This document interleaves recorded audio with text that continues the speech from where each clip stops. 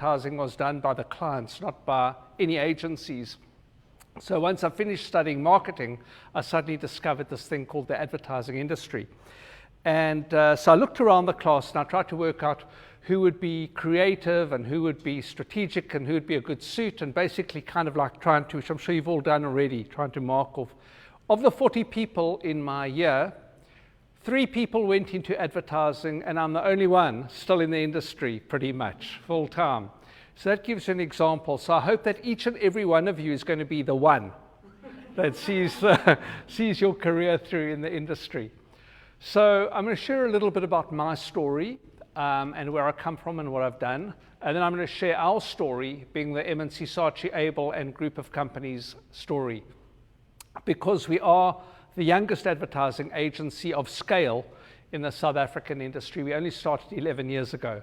And I'll tell you a little bit about that. And I'll show you some ads, because you don't want an ad guy here and not show ads. So let me take you through that. So basically, in terms of me, I studied marketing, started off studying architecture, didn't know what I wanted to do, changed to do psychology, didn't like that either, eventually stumbled into marketing and then advertising. And then I started off at a small agency. Advertising on the back window of black taxis in Port Elizabeth, as it was known then, operating out of Zwide and KwaZulu and New Brighton and Motherwell. And it was the beginning of the taxi advertising industry. And then I got conscripted to the army. In those days, you could either go to the army or go to jail, and I was a bit of a wuss, so I chose to go to the army rather. And then I landed a job at an agency called the White House. And the White House in those days was a breakaway from Ogilvy. And I started working on the Woolies account, and very quickly I was promoted to look after the Woolies account. And then after a year in advertising, I was sent to Johannesburg to start the agency there as a fully fledged agency called the White House Joburg, because they had a feeder office in Joburg, and then they wanted to bulk up that agency. And I was up there, ripe old age of 24 years old, pretty much running the place with a creative director called Ricardo de Carvalho, and a small team, and we pitched on 8 accounts, and we won all 8 accounts. But I was working about 16 to 18 hours a day, 7 days a week, putting a little white pill called Urbanol under my tongue every day just to keep the world at a steady pace, because I was young and under far too much pressure. And it was a great ride. But fortunately, in 1993, after a year in Johannesburg, I was headhunted by Ogilvy to come and work on the VW account and the Shell account. And then I had a 15-year love affair with Ogilvy, running VW, or directly or indirectly, from the age of 25 to 41. So a lot of those very big and famous ads that you might remember from when you were tiny, I was involved in those. And then after a short while at Ogilvy, I became the managing director of the Cape Town office. And then I became the co-head of Ogilvy South Africa with a lady called Nunu Chingila, where we ran the group of companies together. And then in 2008, I went to go and run the M&C Saatchi group in Australia as their CEO. And it's the largest advertising group in that area. And as I got to Australia, 2 things happened. One is that the global financial crisis hit. And the other thing is that my wife realized that she had emigrated once we got to Australia. And she got there and we landed and we got to our beautiful house there, and she said to me, "My God, what have I done? I'm a South African. Why am I here? I've left behind everything that I love. We need to go back." And I said, "Well, not right now, my dear." Settled into life in Australia. And shortly, I think about 4 or 5 months into running the group there, I got a call from the Lord. You know, a lot of us wait to hear from the Lord. And then eventually I did. It happened to be the Lord Saatchi. And he asked me if I would open South Africa as part of the region for the M&C Saatchi group. So I'd be living in Australia, but we'd start the South Africa operation. And after quite a few months later, it became clear that I wouldn't be starting it remotely, but I'd be bringing my wife and children back to South Africa, and I'd be starting M&C Saatchi Abel. So we came back December 2009, and 6 weeks later, we opened the advertising agency. And what I realized is, that was 2 years into the Zuma presidency. Eskom in those days was still battling to keep the lights on. Not much has changed, but there was a lot of excitement in the country because there was the World Cup. And, you can always spot opportunities during difficult moments. And I looked at the industry in South Africa, and I did believe there was an opportunity together with my brilliant partners to do something totally different, to change the model, to look at it from a fresh perspective. And so we did. And the other thing I've always believed is, in life, there's no room for negativity. Negativity never yields anything positive. You guys need to know that. So the minute shit enters your mind and it's negative, dump it, because it's not going to take you anywhere. So always focus on the positive. I know it's simplistic to say that, but I promise you it's helpful and useful. So what did the 1st of February 2010 look like? Well, there we are, sitting on the floor. It was me and a motley crew of 12 other people. 3 of them happened to be red and yellow graduates in their first job. And we had no clients and we had no furniture. We just had a big dream and we had a clear plan of where we were going to take the company. Now, the interesting thing is I had the money to start an agency called Mike Abel and Friends, if that's what I wanted to. But I didn't want to do that. I wanted to build an international airport and start landing Dreamliners, because I've always believed it's better to have a small part of something extraordinary than a large part of something ordinary. And my view and vision was to build the next great advertising agency group on the African continent. So that's what we set about doing. And it actually took us about 18 months before we landed our first major account. So it was very interesting, because when I left South Africa, I had about 900 people working for me across 12 operating divisions. And then when I was in Australia, I had about 450 people working for me across 4 companies. And then when I came back, we were tiny, and it was kind of starting off all over again at the age of 43. Which is very, very sobering. But the interesting thing about planes, and why I like the analogy of the Dreamliner, is that planes don't take off with tailwinds, they take off with headwinds. And often headwinds in life are a great opportunity for you to reinvent yourself, to think differently, to dig deep. We've got one of the companies in our group that started our PR company, Razor. They started in February last year. And literally a month after they opened their doors, COVID hit. And so literally the entire time that they've been open as a PR company, they've had solid headwinds. And with that, they have grown the most phenomenal company. They have 12 major accounts, and they're a very profitable and growing company.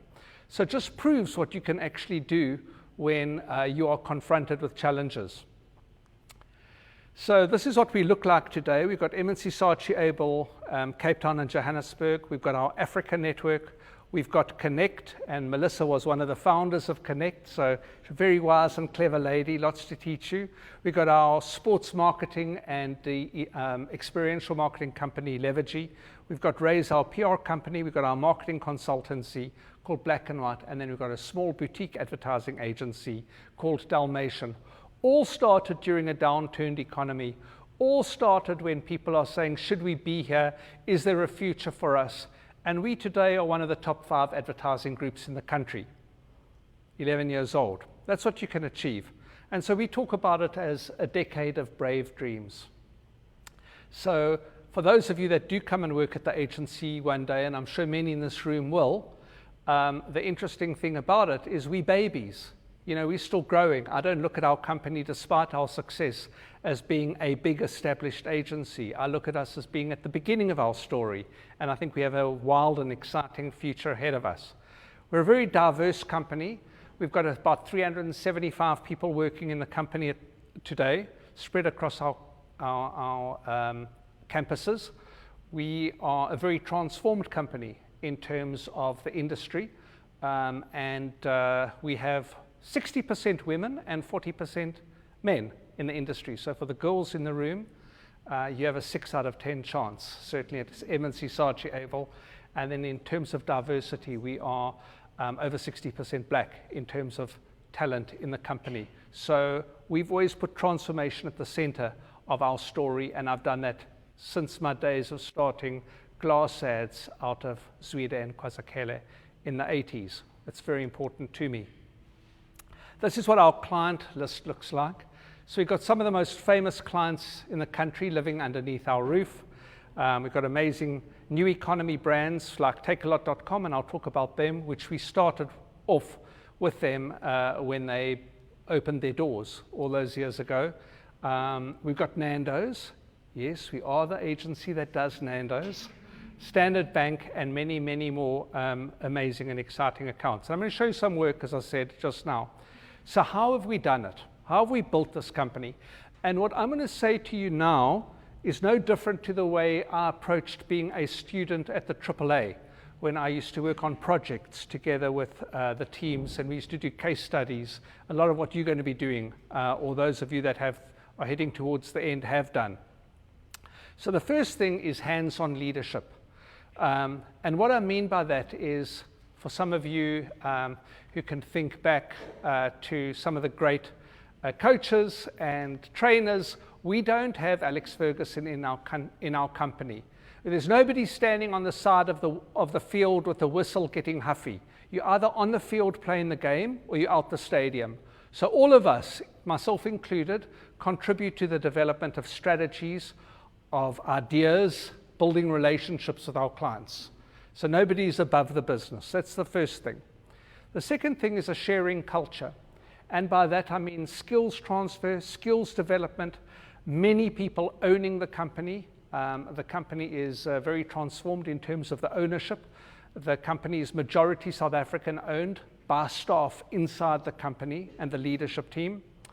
And we believe that it's a big opportunity in South Africa to develop a sharing culture and unlock the economy for many people. And that drives us in a lot of what we do. Because this is our belief system, certainly mine, is that a candle loses nothing by lighting another candle. And that's how you guys will stand out in your course, I can assure you, is also take that on board. When you're selfish with ideas, when you don't share, when you don't say, what about this? I'm thinking that, maybe that. That is how you get ahead in your career, is by lighting other candles and by sharing your brilliance. Keep your brilliance to yourself. Nobody sees the light of that candle, and you don't lighten up the room. Diversity of thought. We always say when two people agree on everything, you only need one of them. And so what we like is robust exchange. People from different backgrounds, different genders, different sexual orientations, different traditions, different histories. Those people all coming together is what makes the world, what makes culture, what creates sparks and creativity. And so we embrace diversity of thought. And I've had this one quote on my wall. When I walked into Ogilvy in 1993, in fact, I first went to Ogilvy in 1991, by the way, to apply for a job as a graduate trainee. And they turned me down for that job, by the way. And 10 years later, I was the managing director of that company that turned me down. So when you get turned down by advertising agencies, don't see it as a reflection of you and your talent. See it more as a reflection of their inability to recognize talent. And keep pushing until you land a job at a good agency. But what I want to say about that is the only glamour in the advertising industry is the outside person's perception of the industry. And you need to know that. It's damn hard work. It's exciting and thrilling, and every day is different, but it's hard. So yeah, the people with the best people win. So we like to hire the best people. And it's very simple. If you hire the best people, you'll have the best agency. In any industry, in any business, that is a truism. So make sure you're one of them. And I'm going to talk to you just now about how you become one of the best people. And then I'm a vigilante against intolerance. I have no tolerance whatsoever. If I hear any form of intolerance in the agency, I'll fire the person immediately. No questions asked. I won't put up with any intolerance, whether it becomes race, religion, gender, sexual orientation. I'm not interested. And I think that is where the world should be. There's far too much intolerance in the world. And our orientation around intolerance, we spoke just now about Nando's. I'm going to show you a lot of Nando's work this afternoon because I know you want to see it. But here's an idea that came off that belief system. But I think about you people who is here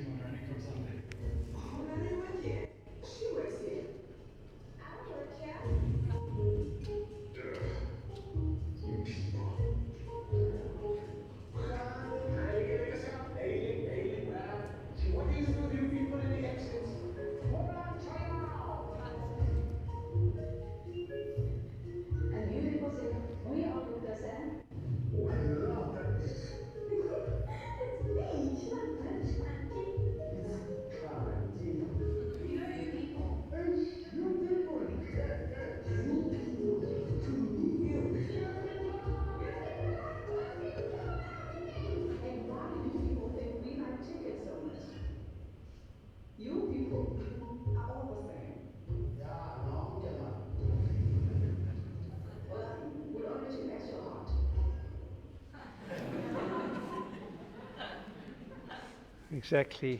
Easy to point fingers without looking in the mirror yourself. So when we started the company, we were determined to be a force for good in South Africa and to make a difference. And you can make a difference, and brands can make a difference. And if you think with a generosity of spirit, when you want to get your hands dirty, when you want to muck in, what's happening, Melissa?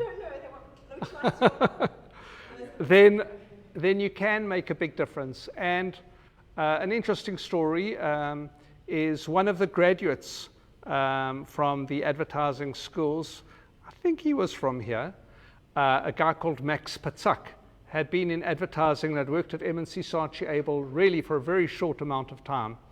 And he spotted a lot of homeless people in the area. We're in De Waterkant.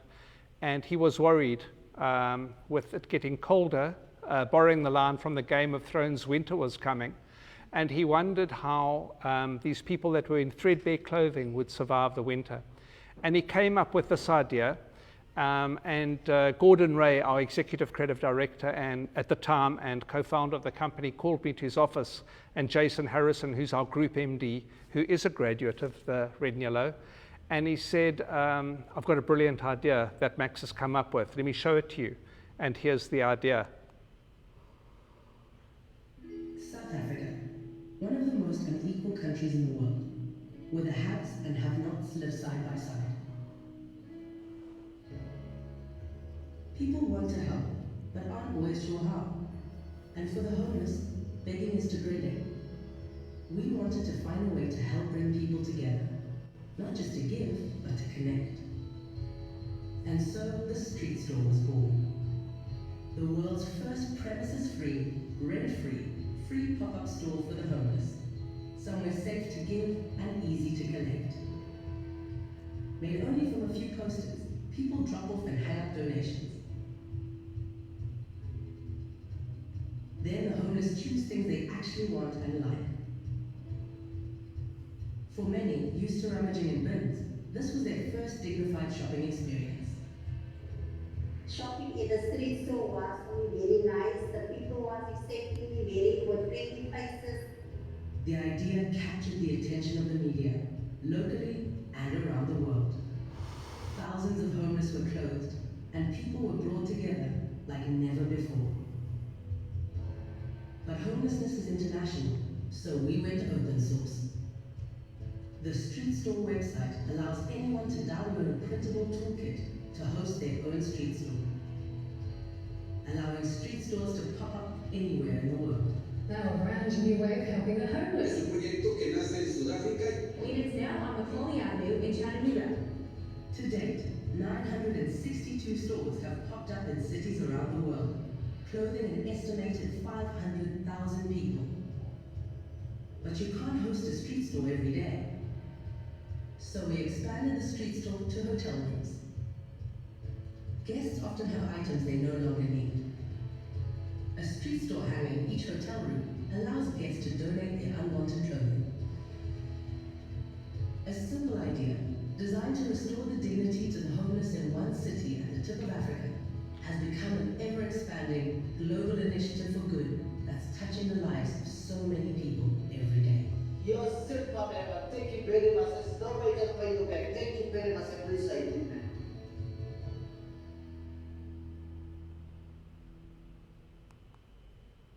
So some of you here might be inspired by that and might want to run your own street stores. So go on to thestreetstore.org. I think it'd be amazing to have a red and yellow street store. And you guys are young and your risk of COVID is low. So I think it's a great thing. And I put a call out actually earlier today to start collecting for the next street store, seeing as winter is on the horizon. So I really do believe that life is a wheel, that the more you give in life, the more you get back. And you want to live a life that is purposeful and generous in how you go about it. But with the emphasis on giving, not with the emphasis on getting back. That just happens to be a good byproduct if it comes your way. So that's why I wrote Willing and Able in partnership with a brilliant man called Tudor Caradoc Davies, is because here's a guy who's been in the industry for 30-something years, and there's a lot that I want to share, and I want the book to be useful to people that are in the industry and out of the industry and are starting off their careers. And I like the analogy not just of airports, but of cookbooks. And that's what I wanted this to be, was basically Mike Abel recipe book, if you like, together with my partners of insights towards success. And it's interesting that I called it, in my own mind, a recipe book, because when I landed in Quebec a few weeks ago, actually about 2 months ago, and I saw Abel's recipe for success outlined in new book, I thought that's what it's about, because the recipe idea actually came to me from this chap, who some of you might recognize, Jamie Oliver. And Jamie Oliver has incredibly valuable information, incredibly valuable intellectual property. And those are his recipes. You know, I mean, there can't be anything more secretive that you don't want to share with anybody if you are a chef than your recipes. And yet every single day, Jamie Oliver doesn't just put out pictures of what he's made, but he tells you how to make it. And he tells you how to make it time and time and time again. Because what Jamie Oliver understands by sharing his recipes is that that doesn't make you Jamie Oliver. It just makes people better cooks. And that's when I spoke about sharing your ideas generously with one another. Sharing those ideas, opening up, sparking off one another will make you better at what you do. Won't make you worse, won't make you vulnerable. It will make you stronger. Vulnerability is strength, not strength. But it's not just about the recipe. It's also about how you do stuff. It's about the stories. It's about the layers. It's about the difference. And a lot of people think that that means same, but different, and it doesn't. It actually means being different. So how does one become different? How does one do things in a different way? Well, today in the world that you guys grow up in versus the one I grew up in, you've got amazing things like TikTok, where if you're clever enough and good enough at what you do, your idea can be picked up by a global audience. So there's a story that I want to share, and that is about a guy in Idaho. He's a factory worker. He's going into work in his clapped-out old car, bakkie, as we would call it, and it breaks down. And so he takes his skateboard out the back of the bakkie, and he hitches a ride on another bakkie on the way into work. And he videos himself drinking Ocean Spray cranberry, and he gets to work, and he uploads it with a track that he likes from his youth. There's 8:30 in the morning, and here's the video, and I'll show it to you, tell you.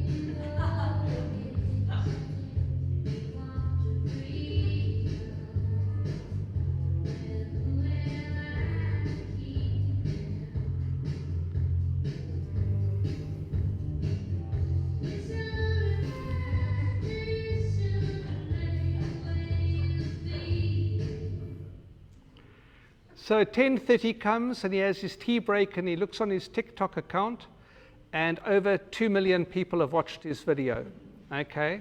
Now it's hundreds of millions, okay? And Ocean Spray cranberry is flying off the shelf of the supermarkets, and Ocean Spray phone this guy, and they say to him, we're going to buy you a brand new bakkie as a gift, and thank you for making the video. The other interesting thing is that track is from Rumours, Fleetwood Mac. And for the first time in 30 years, based on this video, it enters the global top 10 on iTunes. So that is the power of content that can be created by anybody out there, not by an advertising agency, not by an influencer, but by Joe Public. Not the ad agency. I won't give that to Pepe Marais, the man in the street. So the exciting thing around that is it unlocks a lot of opportunities. Now, for agencies, we could get very threatened by that. But the reality is that we actually need to work with consumers that use content and use our brands to take it and amplify it. So were Ocean Spray Cranberry one of my clients, I'd know exactly what to do with it and to take that and make that much more, to live much longer, and to take it in store and to take it to existing customers and a whole lot of different areas if you work with it. But if you try and shut it down and you say to the client, look, yeah, we know about that, but we've got an idea for you, you're going to fail. It's about being open, it's about being generous, and it's about about playing with it. And you've got to be distinctive. You've got to stand out. You've got to stand out as people, and the only way you're going to stand out as people is by being authentic to who you are. You know, it was Oscar Wilde who said, you might as well be yourself because everyone else is already taken. And I think a lot of people try and mimic each other. Every day you should go out into the world and you should wave your freak flag, and you must be your authentic self. Don't try and be somebody else. Don't try and predict who your company or your advertising school or whatever wants you to be. If you're not yourself, you're not going to be distinctive. It won't be sustainable. It won't be authentic, and you won't shine through. So continuing the theme of recipe books, because I know you've had lunch and you're not going to be very hungry with all of the stuff that I'm showing you. What does Nigella Lawson do? How does she do it? Because there are lots and lots of cooks in the world.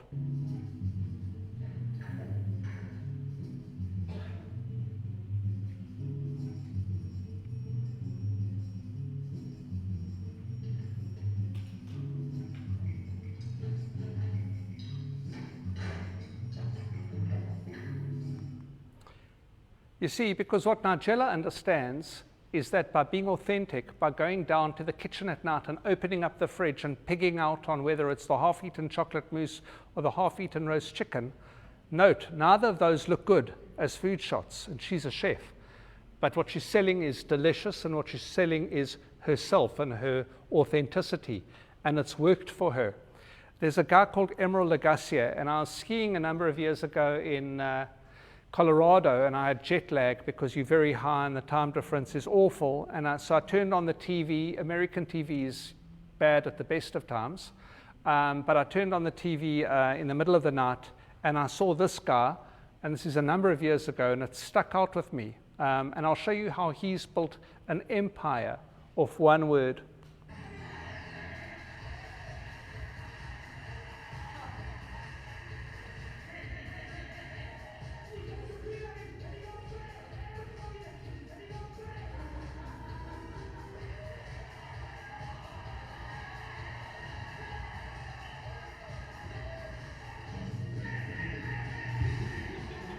Bam. Who would have thought? And so each one of them has developed, as I said, not same, but different. They all do it in an entirely different and authentic way. And that's how you get noticed, and that is how you stand out. Not just the work you're doing, but the way you approach problem solving.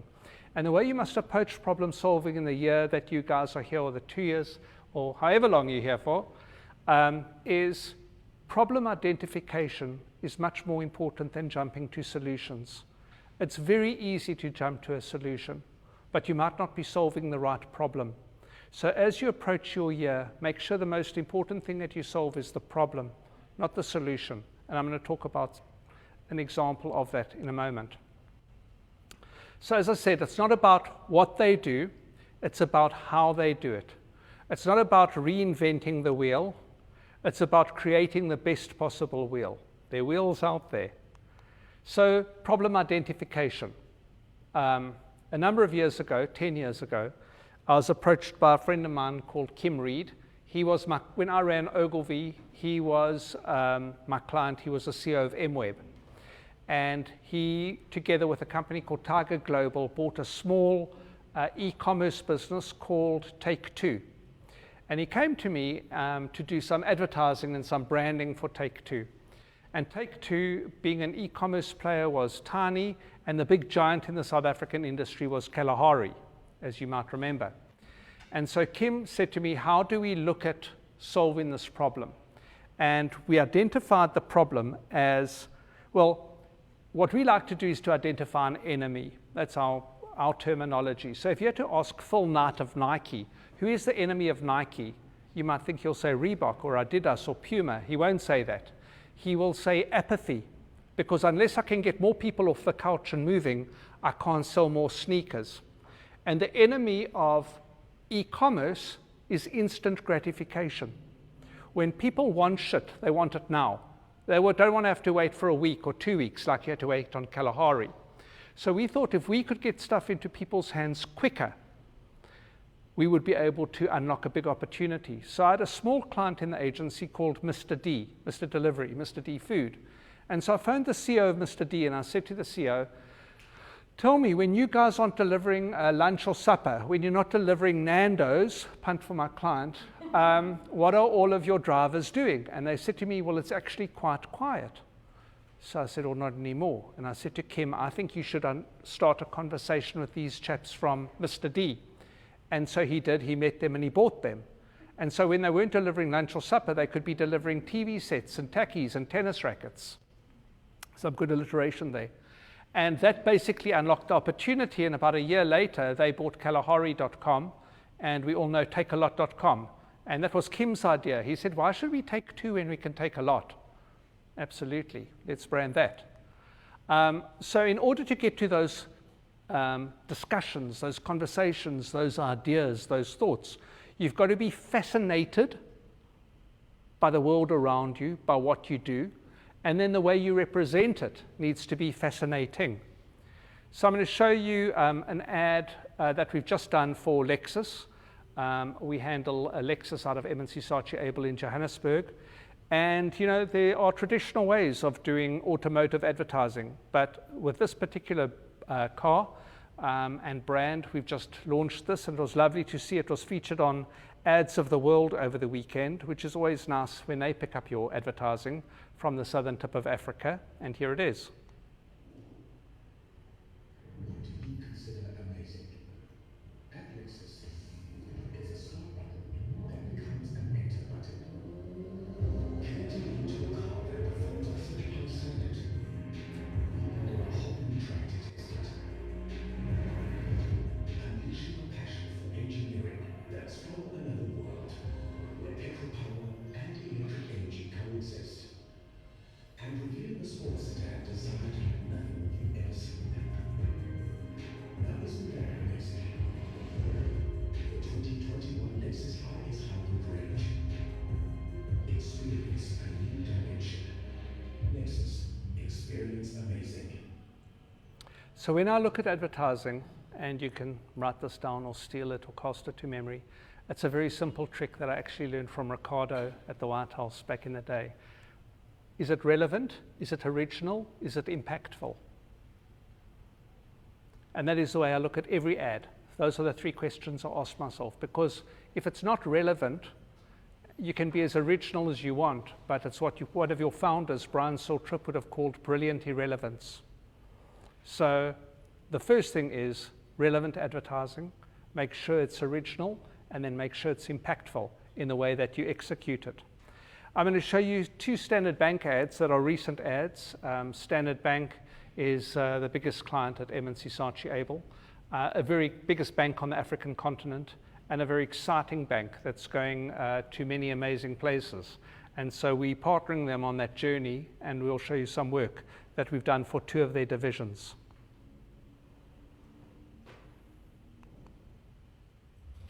It was my whole childhood, watching farmers fight the heat and the dust, and there wasn't enough water.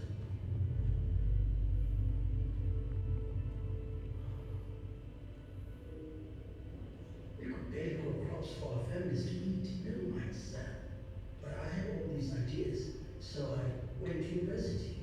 I was still focused with my family. And after that, I took all those ideas and I put them into practice. We had the tech, we developed it ourselves, but we needed scale. Charles was a dreamer, all right. He always wanted to change the world, but he needed someone to help him bring these ideas to life. A partner who saw the potential. You know, the world was hungry for something more than just ideas. He was successful, and he needed this new type of farmer on a much bigger scale, with the right routes to market. Now there's a real chance that we can feed billions of people. It's all about the impact that we can make. Sometimes I can't believe how far we've come. What's your 30-year dream? Standard Bank. It can be. So don't think you can't make the next Star Wars movie by being in advertising in South Africa. And then a lot of people don't think about business and how does the food arrive on the table at night, and what is the role that a bank plays in that journey. Dinner time.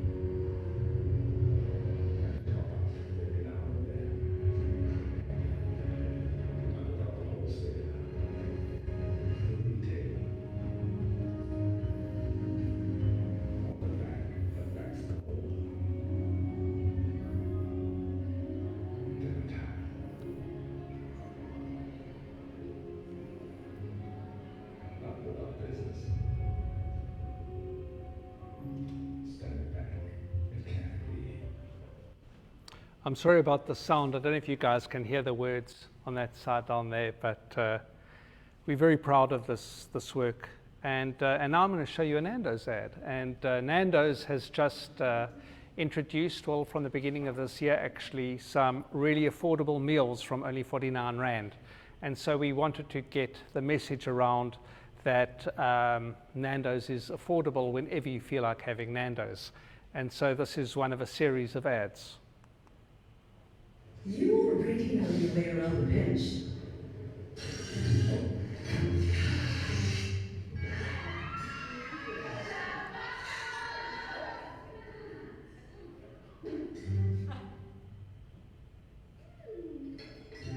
It's the real rib. But here's another way to stress random. Get a quarter chicken and any single side for just 49 Rand. Just legit. Yes! There's always that one friend that's happy to have it. Cool.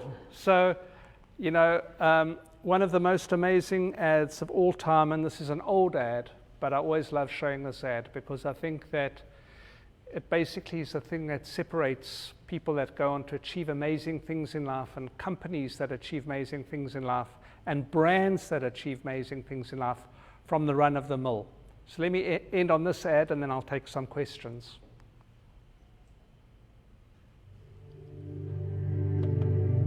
Here's to the crazy ones, the misfits, the rebels, the troublemakers, the round pegs in square holes, the ones who see things differently. They're not fond of rules, and they have no respect for the status quo. You can quote them, disagree with them, glorify or vilify them. About the only thing you can't do is ignore them, because they change things. They push the human race forward. While some may see them as the crazy ones, we see genius. Because the people who are crazy enough to think they can change the world are the ones who do.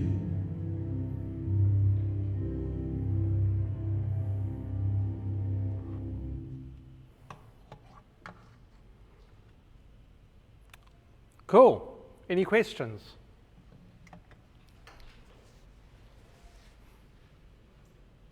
Hi, I'm Victoria. Hello. I wanted to ask you, you touched on it before. Em and I were watching the Lurie's Creative Hour just before this. We were talking to two employees from M&C. And one of the things they spoke about was how only 8% of the top creatives in the world are women. And it's great that M&C is bringing these women into and have 60% women. But what are you doing to ensure, like you mentioned, only 3 of the people from your class went into advertising? Why do you think that is? And what is happening that is causing people to move away? Or women in top roles in your business, is that something that you're seeing? And what are you doing to ensure that there's representation and dignity given to those people? Cool. It's a good question. So I think that, and 2 slightly different questions. So let me answer the first one. I think that about 3 people went into the industry or lasted in the industry because they weren't passionate about advertising. They were looking for something to do and they thought it was a glamorous thing to study at the time and interesting as opposed to it being a calling. And advertising is a calling. It's a creative calling. It's something that you want to absolutely do. And it's not the best paid industry in the world. So if you are in pursuit of money, it wouldn't be the best industry to go into. I mean, some people do very well, of course, but a few people do very well. But generally, you can have a great lifestyle in the industry. So a lot of people decide to go into financial services, or they decide to go into other industries as opposed to advertising. Or they're entrepreneurs and they decide to start their own businesses. But if you're deeply in love with ideas and coming up with ads and making them, then there's only one place to do that, and that's advertising. So I think that the industries are much more developed now. So I think that when people go into advertising now based on 1989, I think people have a very good sense of what the industry is today versus then, because then was the second year of the AAA School of Advertising. There'd only been a college for advertising for 1 year in South Africa at that time. Today it's a big established industry. You've got lots of choices and lots of places. That's the first answer.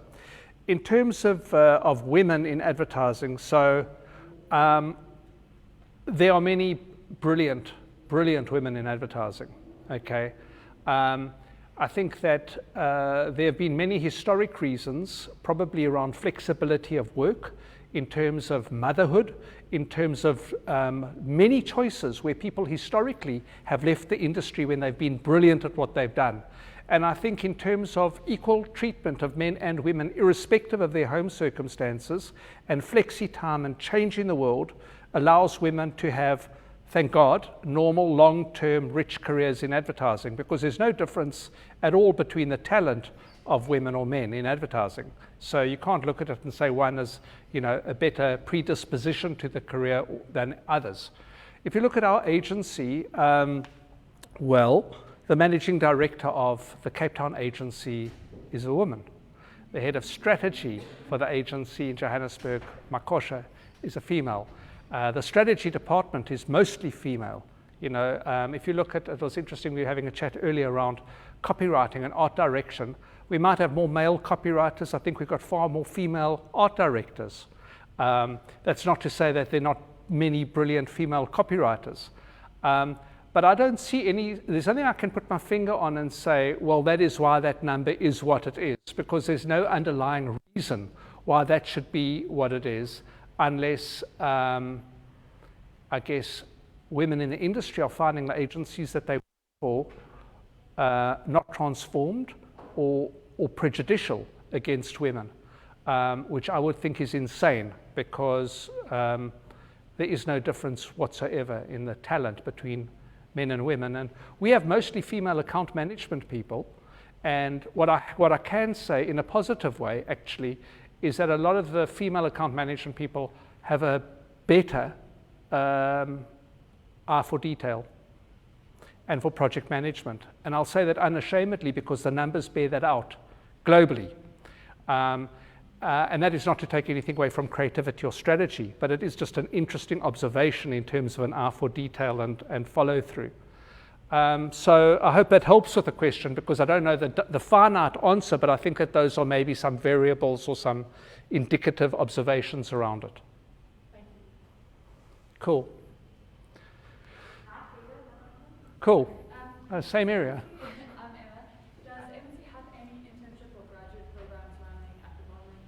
Yeah, we do every single year. Okay. Yeah. So you need to.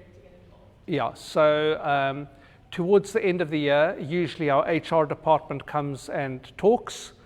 Throughout the year, you'll be getting people that come from the agency, but definitely we do have an intake of interns every single year, and a number of interns, and it's about, I guess, putting yourselves onto the radar. Write to jobs@M&C-Saatchi-Abel.co.za and kind of put up your hand and say, this is who I am, and when can I come and meet you guys, and when can I come and talk. But there will be agencies. I mean, the school does facilitate the agencies coming in here and talking in the HR departments, and you having the right names and contact points to enter the industry. And we do look for the top people in the class. So that is an objective, because we do believe that cream rises to the top.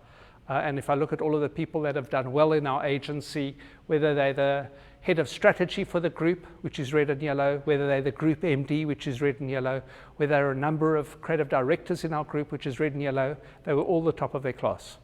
So I think that points to something, because that will open the door.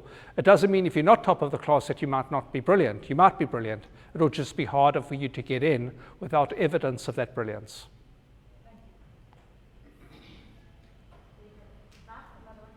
Cool. Hi, Mike. Hello. I just want to ask, what made you love marketing and advertising? Since you said that you studied architecture and psychology, which is kind of very like it, but what made you love marketing and advertising? Yeah. So I think it's quite interesting, because architecture is obviously about creativity. It's about creating something out of nothing. And psychology is about understanding people's problems and helping them solve their problems. And advertising is a bit of both, because you become a commercial psychologist. So through creativity, you persuade people. I mean, it is the art of persuasion, really, of getting people to see possibility, of getting people to have an affinity, of getting people to see something as relevant or possible for themselves through brands. So I think it was actually bringing all of those things together. So I think what I love is, I mean, I'm an artaholic, as Charles Saatchi described himself. I'm an art collector. I can't resist buying great art because I'm captured and captivated by ideas, conceptual ideas that are brought to life visually. And advertising is also about that. It just happens to be a more commercial version of art. So I think it is, do you want to solve problems? Are you interested in the way people think? Do you like creativity?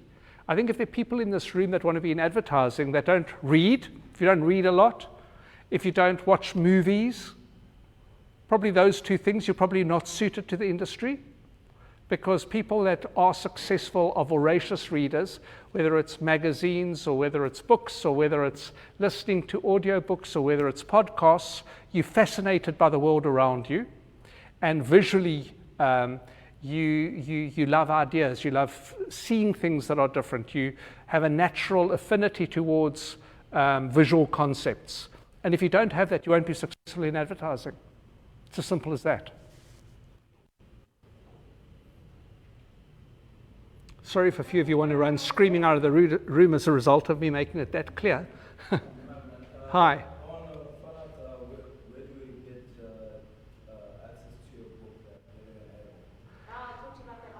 Okay, yeah. Da's going to tell you about that right now. Cool. Are there any other questions? Hello. Is M&C Saatchi Abel, do they work throughout Africa? Or do you do advertising throughout Africa or just South Africa? So what we have is strategic partnerships throughout the continent with 23 other advertising agencies.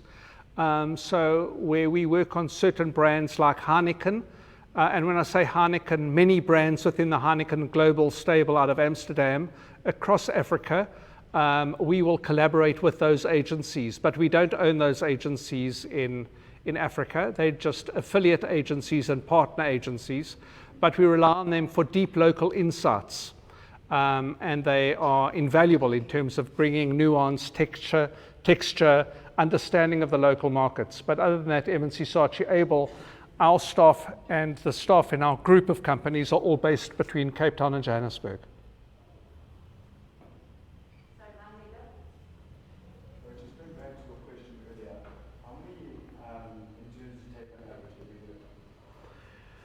I don't know, Maciek, do you know the answer to that question? In the 40s. There you go, it's a lot. Yeah, but that would be across M&C Saatchi Abel, Cape Town, Johannesburg, Levergy, Razor, Black and White, Connect, Dalmatian. So to be all the companies together, but it's a sizable amount when you look at the number of graduates coming into the industry every year. You spoke a little bit about social media and the Yeah. influence it has on advertising. Yeah. I wanted to ask, what is sort of like the agency's strategy into incorporating that into like the company, because obviously social media is going to grow. Yes. Grow. So is that like what trends are you noticing with brands as well? Like, are they starting to realize that influencers or people, like normal person posting a product, would have like an influence on the brand? Yeah, so I think that an agency that doesn't embrace social media today is missing a big opportunity and is lacking relevance in the industry. So social media, by and large for us as an industry or an agency, is a channel, and you either look at the conversations that micro-influencers or macro-influencers, depending if you're signing them up or if they are self-appointed brand ambassadors, which many people are, like that thing that I showed you just now about the ocean spray cranberry. How do you work with it? How do you make it part of the dialogue of the brand? If it's criticism of the brand, how do you turn a negative experience into a positive experience? If it sparks an idea, how do you run with that idea? How do you collaborate with those influencers? How do you find those influencers? How do you then start sharing? So for a lot of our brands, we will send out packs and information and products and sampling to a whole lot of people that we regard as either macro or micro influencers, or people that we just observe stuff on and we think that would be a good person to talk about that or to amplify something like that. So we obviously, today it's a very tricky time for brands because everybody has a soapbox. And as you know, Twitter mostly is a negative environment. It's a cesspool in a gutter, and I think some people try and bring a bit of light and normalcy. And I look at Twitter as a channel where I try to bring understanding to a situation and calm. But for a lot of brands, they'll simply use Twitter as an amplification platform, but they might choose not to engage in certain things. But obviously what they'll have internally, not at the agency, are people specifically appointed to handle negative stuff around brands and to see where you can work with people around that. But obviously Facebook, TikTok, Insta, and all those, you have to be on them and you have to absolutely have them as part of your strategy. So it's not an add-on. So we don't say, okay, and then social media. When we talk about an advertising campaign or a through-the-line campaign, social media is completely hardwired into the approach from the get-go. So it's not something that we then get to. And we also know what we want that conversation to be around the brand. So it's not like, oh, let's see what people are making of this. It's like, say, let's see if what people are feeding back to us is kind of where the brand wants to be. And you can learn a lot out of it, So when you do get negative feedback on it, there's no point kind of trying to shut down that thing. It's about saying, how do we learn from it and how do we make sure it doesn't happen again? The brands that have tried to shut down that thing get a massive backlash.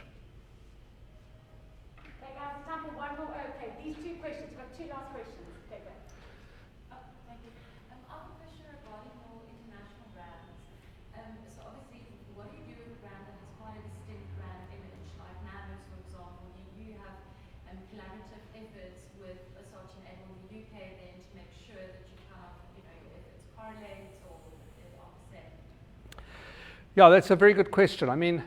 Nando's around the world is slightly different in each market. Not the product necessarily, but their positioning. So I think in South Africa, it's much more provocative. It's much more about eliciting important conversations that need to be had, as well as obviously selling delicious peri-peri flame grilled chicken. So if you look at, so we do work with a number of the Nando's agencies around the world and we share ideas, and our Nando's clients in South Africa are responsible for many big geographies around the world as well. So they, from a client side, will take work and say, we believe this is relevant to this market or that market or the next one.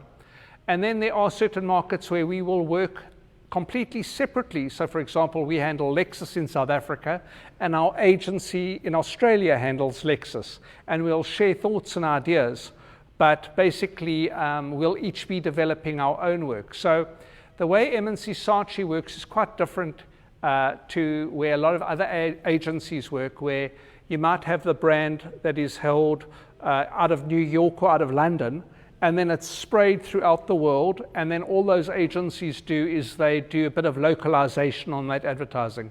What we generally tend to do is to develop unique work for each client in each market. So it's just the way we've gone about it as an independent agency, and we think it's worked harder for our clients that way. Cool, pleasure.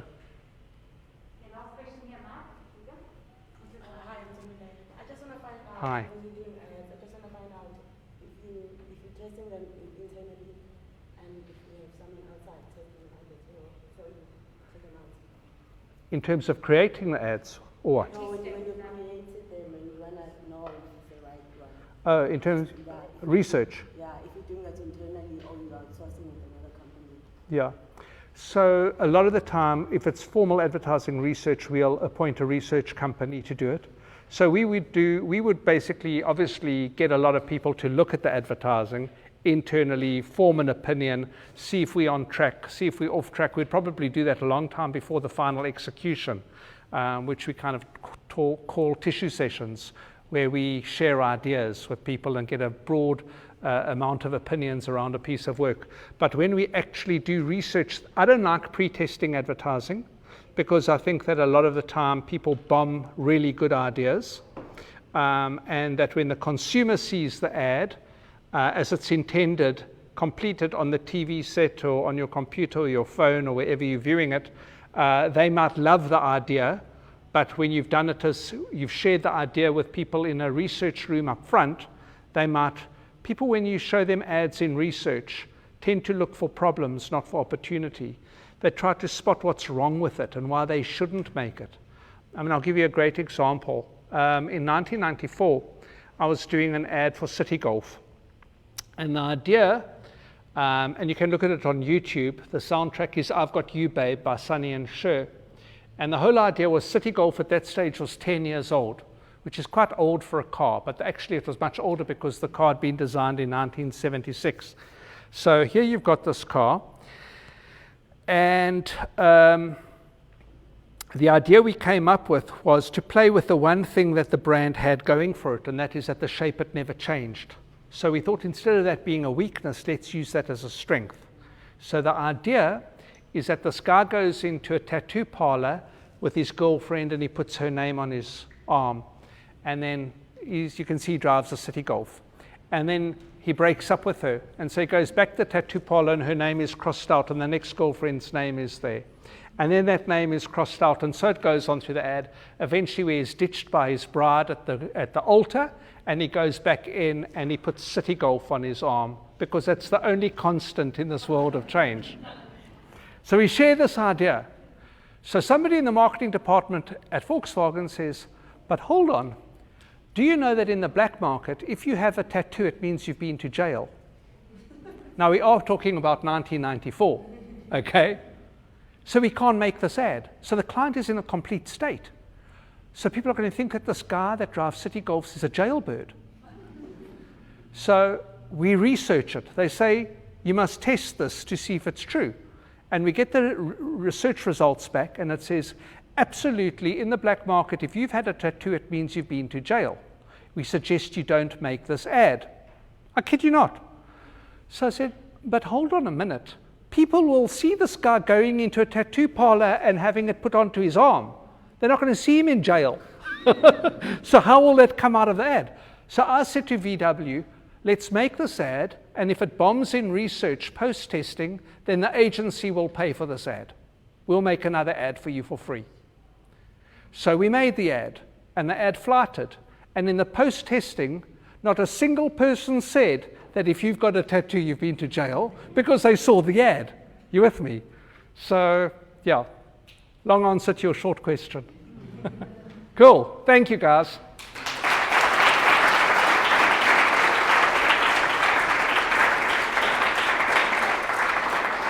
Thank you. So guys, Thanks. a couple of things. I think every single one of you have gotten an incredible amount of value out of today. There were so many, an hour worth of pearls of wisdom is really just, like I said, invaluable. Guys, I've read Mike's book. It is amazing. It is an awesome, awesome book to read. I'll be sending you out an email because the guys at M&C have given every single Ring Yellow student an offer to get the book at a much reduced price. So thank you so much for that. Pleasure. Really appreciate it. Pleasure. And I'll send you all the details on how you can go about ordering directly from the agency, so we don't have to go through kind of publishers, and you know everybody else.